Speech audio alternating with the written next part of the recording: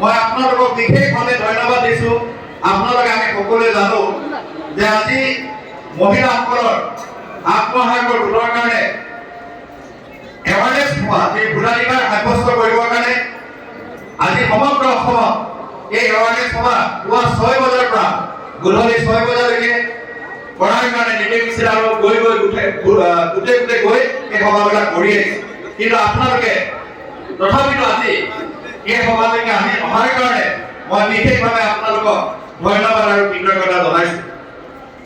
নিশ্চিতভাৱে উপযুক্ত বক্তা আমাৰ চাব সমষ্টিৰ মানে বিধায়ক গুণাকৰণ বৰুৱা ডাঙৰীয়াই বক্তব্য বহুখিনি কথা প্ৰকাশ কৰিলে যে মই এটা আস্থা আৰু বিশ্বাস ৰাখিছোঁ, কাৰণ চাবুৱা লাভৰ বিধানসভা সমষ্টি আমাৰ ডিলিমিটেশ্যনৰ পিছত চাবুৱা সমষ্টিৰ কিছু অংশ মাকুম সমষ্টিলৈকে গ'ল আৰু লাভৰ সমষ্টিৰ কিছু অংশ আমাৰ ডিব্ৰুগড় বিধানসভা সমষ্টিলৈ গ'ল আৰু কিছু অংশ মৰাণ বিধানসভা সমষ্টিলৈকে গ'ল।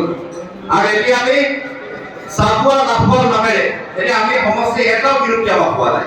চাবুৱাও থাকিলে লাভৰো থাকিলে, অৰ্থাৎ চাবুৱা আৰু লাভৰ বিধানসভা সমষ্টি এতিয়া গণতান্ত্ৰিকভাৱে সাংবিধানিকভাৱে এতিয়া আমি পৰিচয় দিব লগা হ'লে আমি চাবুৱা লাভৰ বিধানসভা সমষ্টিৰ নাগৰিক হিচাপে আমি পৰিচয় দিব লাগিব, বা যদি আমি এখন ফৰ্ম ফিল আপ কৰিব লগা হয় তেতিয়াহ'লে আমি চাবুৱা আৰু লাভৰ বিধানসভা সমষ্টি আমি লিখিব লাগিব সমষ্টিৰ নাম।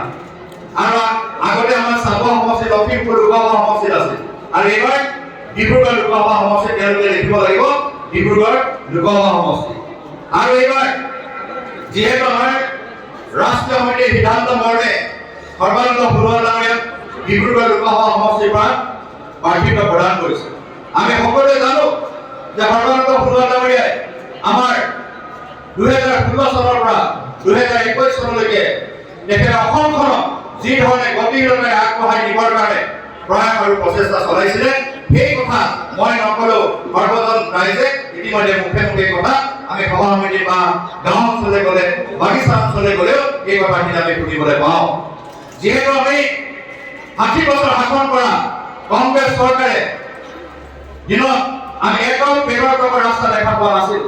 প্ৰায়তঃ প্ৰধানমন্ত্ৰী অটল বিহাৰী বাজপেয়ী ডাঙৰীয়াই সেই সময়ত প্ৰধানমন্ত্ৰী গ্ৰাম সড়ক যোজনা আঁচনিৰ আধাৰত বহু গাঁৱত ৰাস্তা পদূলি হৈছিলে, বাগিচাত কিছু ৰাস্তা এটা দুটা গাঁৱত মূল পথ হৈছিলে, কিন্তু বাকী তেনেকুৱা কোনো পথ হোৱা নাছিল। আৰু পৰৱৰ্তী সময়ত এই আঁচনিখনে চলি আছিল প্ৰধানমন্ত্ৰী গ্ৰাম সড়ক যোজনা আঁচনিখন।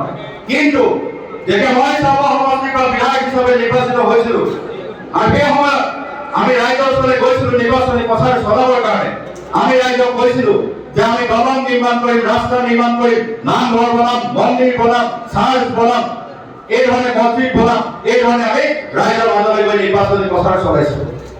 2011 চনৰ পৰা নিৰ্বাচনত অৱতীৰ্ণ হৈছিলো, সেইবাৰ মই পৰাজয় বৰণ কৰিলো। কিন্তু 2016 চনত জিকাৰ পিছত মই শুব নোৱাৰিলো তিনি চাৰিদিন, ইমানেই ভয় আৰু শংকা আহিল, বহু কথা ৰাইজক কলো এতিয়া কি হ'ব। তেতিয়া আমি শপত বাক্য ললো যেতিয়া আমি অসম বিধানসভাত মজিয়াত, আৰু তাৰ কেইদিনৰ পিছতে বাজেট অধিৱেশন হ'ল আৰু সেই বাজেট অধিৱেশনত আমি দেখা পালো সেই সময়ত আমাৰ মুখ্যমন্ত্ৰী সৰ্বানন্দ সোণোৱাল ডাঙৰীয়াই ৰাস্তা পদূলি নিৰ্মাণৰ কাৰণে হাজাৰ হাজাৰ কোটি টকা মুকলি কৰিছে প্ৰথমবাৰৰ কাৰণে। আৰু সেইধৰণে ধাৰাবাহিকভাৱে এই লাভৰ সমষ্টিক ঋতুপৰ্ণ বৰুৱা ডাঙৰীয়াই বহুখিনি তেনেকুৱা ৰাস্তা পদূলি ইতিমধ্যে নিৰ্মাণ কৰিলে। আৰু এতিয়া এইখিনি সময়ত মাননীয় বৰ্তমানৰ মুখ্যমন্ত্ৰী ডক্টৰ হিমন্ত বিশ্ব শৰ্মা ডাঙৰীয়াও এই আগন্তুক দিনবোৰত তেওঁ প্ৰাক্কলন পৰিকল্পনা প্ৰস্তুত কৰি ইতিমধ্যে আমি তাৰ প্ৰাক্কলন প্ৰস্তুত কৰিছো, যাতে আমাৰ গাঁৱত সেই ৰৈ যোৱা, কাৰণ এতিয়াও শেষ হৈ যোৱা নাই, কাৰণ এতিয়াও আমি বহু ৰাস্তা পদূলি বাগিচা অঞ্চলতে হওক গাঁও অঞ্চলতে হওক বহু তেনেকুৱা ৰাস্তা পদূলি নিৰ্মাণ কৰিব লগা আছে। কাৰণ কংগ্ৰেছে একেবাৰে শূন্য হৈ কৰি যোৱা সমষ্টিটো যদি আগতে তেওঁলোকে যদি মূল প্লাটফৰ্মখিনি বনাই গ'লেহেঁতেন নিশ্চিতভাৱে এইখন চৰকাৰে মানুহৰ পদূলিলৈ সোমাই যোৱা সেই ৰাস্তাও আমি বনাব পাৰিলো হয়। কিন্তু দুৰ্ভাগ্যৰ কথা সেই সময়ত এটা ৰাস্তা পদূলি তেনেকুৱা ব্যৱহাৰ কৰা ৰাস্তা আমি দেখা পোৱা নাছিলো। এতিয়া অন্ততঃ মূল পথবিলাক শেষ হৈছে আৰু আগন্তুক দিনত আমি বাগিচাৰ লাইনৰ পথবিলাকে হওক গাঁৱত সোমাই যোৱা সেই গৌবাটবিলাকে হওক আমি সেইখিনি নিৰ্মাণ কৰিব লাগিব। ঠিক সেইদৰে আমি পৰিকল্পনা কৰি আগন্তুক দিনত আগবাঢ়িবৰ কাৰণে আমি মানে পৰিকল্পনা আমি প্ৰস্তুত কৰিছো।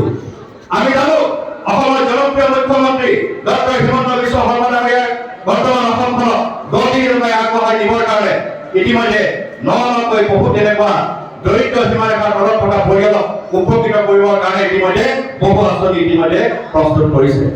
মানুহে কৈছে, বিৰোধীয়ে কৈছে, ৰাইজে কোৱা নাই যে আমি ভাৰতীয় জনতা পাৰ্টি অসম প্ৰদেশৰ তৰফৰ পৰা ইতিমধ্যে এটা জৰীপ চলোৱা হৈছে, য'ত মাননীয় মুখ্যমন্ত্ৰী ফটো সম্বলিত আৰু দেশৰ জনপ্ৰিয় প্ৰধানমন্ত্ৰী নৰেন্দ্ৰ মোদীজী ফটো সম্বলিত আমি কিছু তেনেকুৱা জৰীপ পত্ৰ ইতিমধ্যে আমাৰ গাঁওবিলাকলৈ বাগিচাবিলাকলৈ আমি এইখিনি লৈ গৈ আছো। কাৰণ এইকাৰণে